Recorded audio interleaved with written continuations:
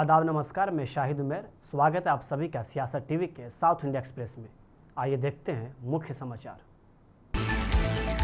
तेलंगाना के मुख्यमंत्री ए रेवंत रेड्डी ने स्वतंत्रता सेनानी और भारत के पहले प्रधानमंत्री पंडित जवाहरलाल नेहरू को आज उनकी जयंती पर हार्दिक श्रद्धांजलि अर्पित की। उन्होंने राष्ट्रीय बाल दिवस पर सभी बच्चों को हार्दिक शुभकामनाएं दी, जो हर साल नेहरू की जयंती के सम्मान में मनाया जाता है। सीएम ने कहा कि लोगों की सरकार ने बच्चों को भारत के भावी नागरिक के रूप में प्रोत्साहित करने के उद्देश्य से स्कूली शिक्षा में नवीन बदलाव शुरू किए हैं। सीएम रेवंत रेड्डी ने कहा कि सरकारी स्कूलों को गरीब और कमजोर वर्गों को शिक्षा से वंचित न करने के लक्ष्य के साथ बढ़ावा दिया गया है। मुख्यमंत्री ने आगे कहा कि सरकारी स्कूलों में बच्चों को सालाना 2 यूनिफॉर्म उपलब्ध कराने की जिम्मेदारी महिला स्वयं सहायता समूहों को सौंपी गई है। उन्होंने दोहराया कि स्कूलों में मुफ्त बिजली देने का निर्णय पहले ही किया जा चुका है। तेलंगाना का पूर्व बीआरएस विधायक पट्टनम नरेंद्र रेड्डी, जिन्हें बुधवार को गिरफ्तार किया गया था, उन्होंने पुलिस को दिए बयान में कथित रूप से स्वीकार किया है कि विकाराबाद कलेक्टर प्रतीक जैन पर हमला बीआरएस के कार्यकारी अध्यक्ष केटी रामाराव के निर्देश पर किया गया। डिमांड रिपोर्ट में कॉपी सामने आने के बाद तेलंगाना के राजनीतिक गलियारों में सनसनी फैल गई है और केटीआर की गिरफ्तारी के कयास लगाए जा रहे हैं। पुलिस सूत्रों के मुताबिक केटीआर और अन्य वरिष्ठ बीआरएस नेताओं ने उन्हें राज्य सरकार को अस्थिर करने और उसकी प्रतिष्ठा को नुकसान पहुंचाने के लिए हमले के लिए निर्देश दिया।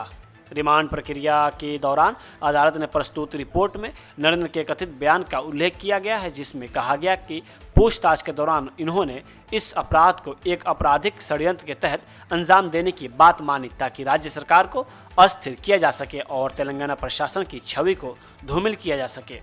इसी विवाद पर अब तेलंगाना प्रदेश कांग्रेस अध्यक्ष बोम्मा महेश कुमार गौड़ का कहना है कि आईजी ने खुद वहां जाकर मामले की जांच की है। यह बात सामने आई है कि केटीआर से फोन आने के बाद नरेंद्र रेड्डी ने हमले के लिए लोगों को भड़काया है। महाराष्ट्र के संभाजी नगर में एआईएमआईएम प्रमुख असदुद्दीन ओवैसी ने कहा कि औरंगाबाद की दोनों सीटों पर एआईएमआईएम के दोनों उम्मीदवार कामयाब होंगे और जनप्रतिनिधि बनकर यहां की जनता के सबसे बड़े मुद्दों को उठाएंगे। यहां पीने के पानी की समस्या सबसे बड़ी है, गरीबों के पास घर नहीं है, रोड की समस्या है। ऐसे बहुत बड़े मुद्दे यहां पर मौजूद हैं। मैं बराबर इंशाल्लाह ताला औरंगाबाद की दोनों सीटों पर मजलिस के दोनों उम्मीदवार यहाँ से कामयाब होंगे, आमदार बनकर। यहाँ के शहर की जनता की जो मसाइल है, सबसे बड़ा पीने का पानी का मसला है। यहाँ पर गरीबों के पास घर नहीं है, रोड का प्रॉब्लम है, ड्रेनेज का प्रॉब्लम है। यहाँ का टेक्सटाइल पार्क उठाकर अमरावती भेज दिया गया है। तो ऐसे बहुत बड़े मुद्दे हैं। मराठा रिजर्वेशन है, ये दोनों जीतेंगे तो विधानसभा में जाकर मराठा रिजर्वेशन के आरक्षण का मुतालबा करेंगे। केंद्रीय कोयला और खान मंत्री जी किशन रेड्डी ने कहा कि इन स्टॉलों में माध्यम से युवाओं को विकसित भारत में खनन और कोयला क्षेत्र के योगदान के बारे में पता चलेगा। पिछले 10 वर्षों में कई विकासोन्मुख कार्य किए गए। कैबिनेट की मंजूरी के बाद हमने अपतटीय खनिजों के लिए साइटों की नीलामी करने का निर्णय लिया है। हम अपने लक्ष्य को पूरा करने के लिए काम कर रहे हैं। हमारा कोल मिनिस्ट्री के और माइनिंग मिनिस्ट्री के अलग अलग स्टॉल्स, एग्जीबिशंस हम लगाए हैं। इसमें कोल मिनिस्ट्री के द्वारा कोल इंडिया का स्टॉल लगाए। ये लगातार इस पेविलियन में हमारा दूसरा साल, सेकंड टाइम हम कोल इंडिया का इस इंटरनेशनल ट्रेड फेयर में लगाए। इसमें कोल के आधारित जो एनर्जी सिक्योरिटी है और इनोवेशन है, सस्टेनेबल माइनिंग प्रैक्टिस और एनवायरमेंटल सस्टेनेबिलिटी और रेस्पॉन्सिबिलिटी माइनिंग, इस आधार पर हम कोल में हमारा स्टॉल का प्रदर्शन कर रहे हैं। वीडियो है वो इसमें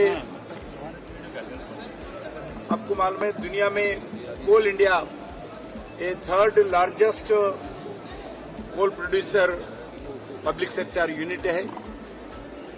इसमें कोल के संबंधित जो आज इस स्टॉल में हम लगाए, उसके साथ साथ माइनिंग इस माइनिंग मिनिस्ट्री के द्वारा विकसित भारत का थीम के आधार पर हम इस माइनिंग मिनिस्ट्री में हमारा अलग अलग पब्लिक सेक्टर का कंपनीज का, प्राइवेट सेक्टर का, कोल आधारित और माइनिंग आधारित हम लगाए हैं। अब देखे होंगे माइनिंग में स्टॉल देखने के बाद एक पूरा जनरल पब्लिक भी, जनरल स्टूडेंट्स की भी, जनरल यूथ की भी एक अंडरस्टैंडिंग हो जाएगा माइनिंग सेक्टर में भारत सरकार कैसे काम कर रहे है, माइनिंग सेक्टर का कंट्रीब्यूशन, भारत का जो विकसित भारत में हमारा कंट्रीब्यूशन क्या है, सो लोगों को समझ में आए। ऐसा सिंपल तरीका से इस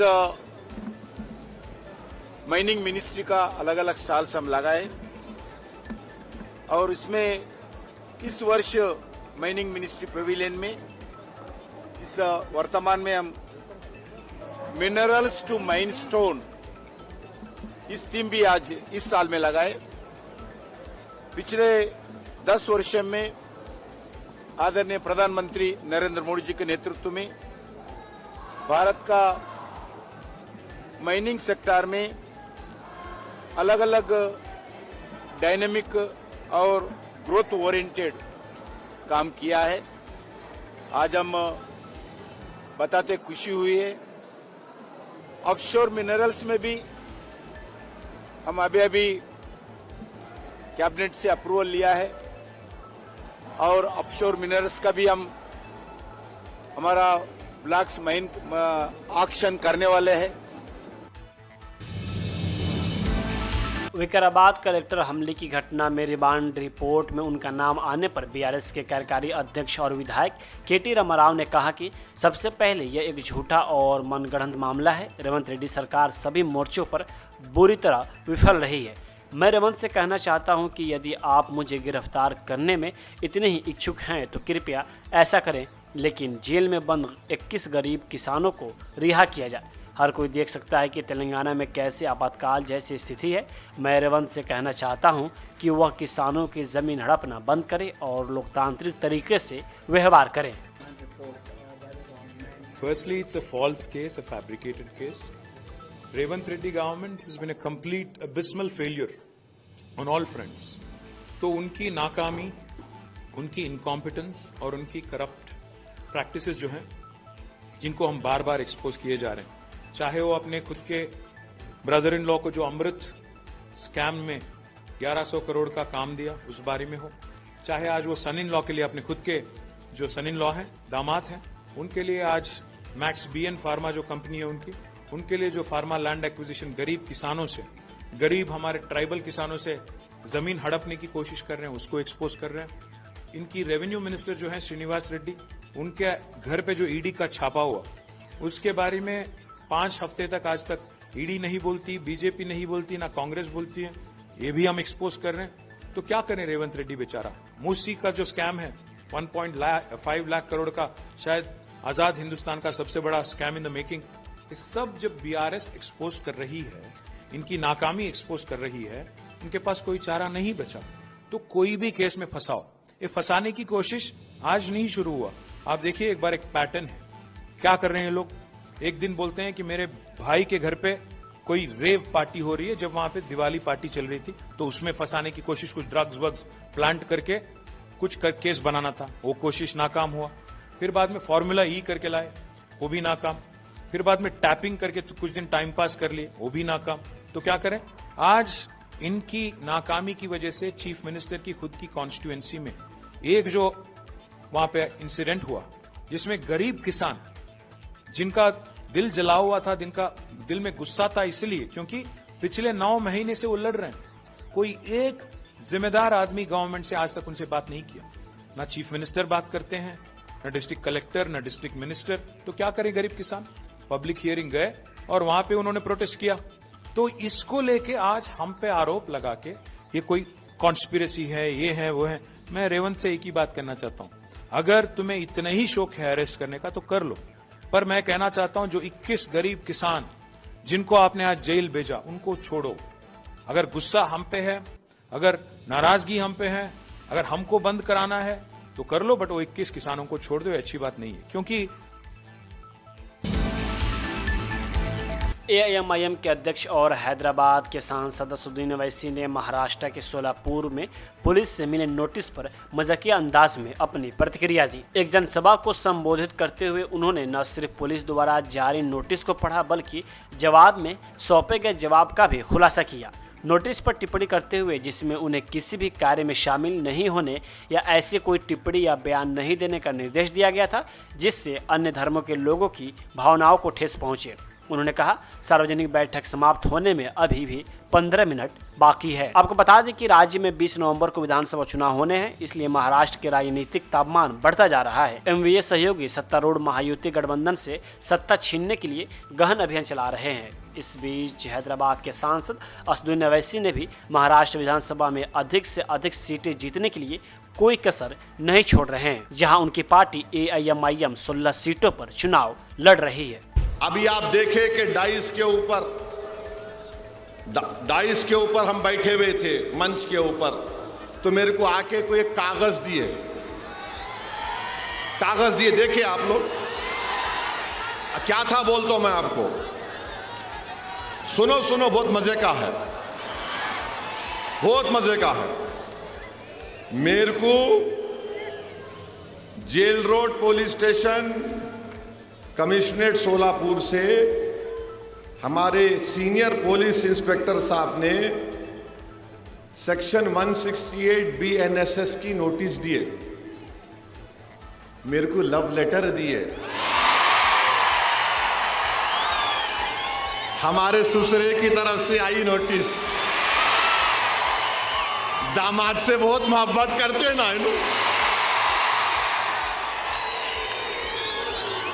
और हम इनके भाईजान हैं, ससुरे भी उन्होंने है, हम उनके भाईजान भी। I love you. अच्छा, यहां इसमें क्या लिखे? इसमें लिखे, अंग्रेजी में बोल रहा हूं, लिटिल इंग्लिश आती है मेरे को। उन्होंने लिखे, please take care not to do any act, comment और statement that may hurt the sentiments of other religious people and persons, and also do not violate the model code of conduct implemented in connection with the General Assembly elections 2024. It should be noted that law and order problem will not arise due to any minor reason, and peace should be maintained. In addition to this, B की जगह BE आना, आप BRE लिख लिए, खैर मेरे को नहीं। It should be noted that legal की स्पेलिंग भी गलत है, LEGAL, आप LEAGL लिख दिए। I am only correcting you. सुनो, अभी टाइम कितना है? हाँ, 15 मिनट है अभी। Very sorry,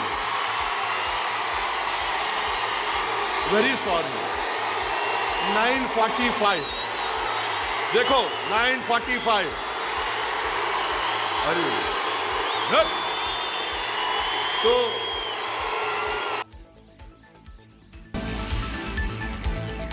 Andhra Pradesh cabinet मंत्री नारा लोकेश ने आज शक्तिशाली भावनात्मक बयानों से विधान परिषद में आग लगा दी।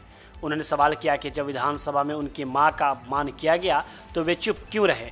आज परिषद में टीडीपी और वाईएसआरसीपी एमएलसी के बीच जुबानी झड़प हो गई। मंत्री डोला श्रीबाला ने वाईएसआरसीपी विधायकों पर विधानसभा सत्र से भागने का आरोप लगाया। उनके बयानों ने वाईएसआरसीपी एमएलसी को क्रोधित कर दिया और उन्होंने तुरंत कहा कि यह वास्तव में चंद्रबाबू नायडू थे जो वाईएसआरसीपी सत्ता में होने पर विधानसभा से भाग गए थे।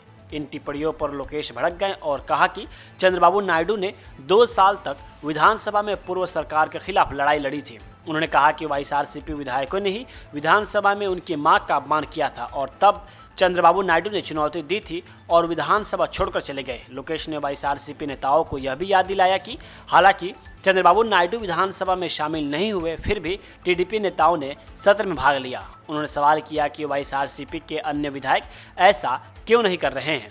वाईएसआरसीपी नेता टीडीपी नेताओं के बारे में आपत्तिजनक पोस्ट साझा कर रहे हैं। हम ऐसे भी कर सकते थे, लेकिन हमने कभी जगन के परिवार का अपमान नहीं किया। हमने उनके परिवार के सदस्यों के खिलाफ कभी भी एक शब्द भी नहीं बोला। उन्होंने आगे कहा कि क्या तुम्हें याद नहीं कि कैसे तुम्हारे नेताओं ने मेरी मां का अपमान किया था? जगन ने उनके खिलाफ क्यों नहीं बोला? उन्होंने मेरी मां का अपमान करने वाले नेताओं को टिकट क्यों दिया? साउथ इंडिया एक्सप्रेस यही होता है समाप्त। मुझे दे अब इजाज़त। बाकी खबरों के लिए बने रहें सियासत टीवी के साथ।